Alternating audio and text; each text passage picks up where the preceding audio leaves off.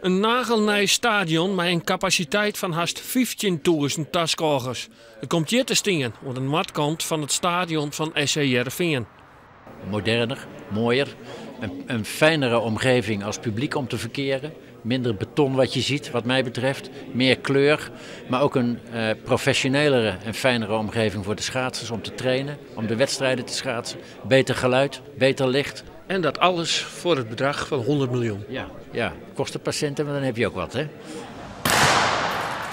Provincie en gemeente bezieken 40 miljoen bij elkaar te krijgen en van de minister wordt verwacht datzelfde bedrag te jan. 20 miljoen moet van bedrijven komen. In tijden van crisis is het heel goed om te investeren. Om dingen deel te zetten. En ik om te investeren in de toekomst van Nederland. En ik denk dat een Nijtialf investeren is in de toekomst van Nederland. We bouwen het nou, maar we willen er 20, 24, 30 jaar willen van hebben. Het Joerdijske Tialf is nevens de plannenmakers verouderen. Nederland verliest internationaal de slag. Records worden op het Heerenveen haast net meer brutsen. Ik zie met argusogen dat veel Nederlandse topschaatsers buiten de wedstrijden in Tialf hier niet meer verblijven, omdat ze elders beter kunnen. Voor buitenlandse schaatsers geldt het al zo. Ik vind dat ze terug moeten komen naar Heerenveen. Heerenveen was altijd het mekka van de internationale langebaanschaatsport en dat moet het weer worden.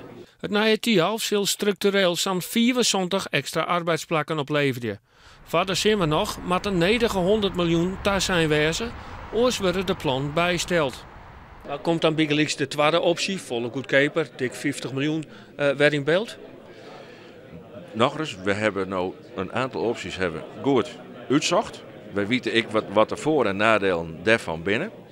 En als het onverhoopt net slag is zo om dit voor elkaar te krijgen, ja, dan moeten wij weer naar andere varianten zien. 3 jaar is er al praat over een nieuwe Tialf. Het doel is om in 2014 met de bouw te beginnen. Een jaar later wordt het dan in de Jest openen. Wat er dan met het oude stadion gebeurt, is net bekend.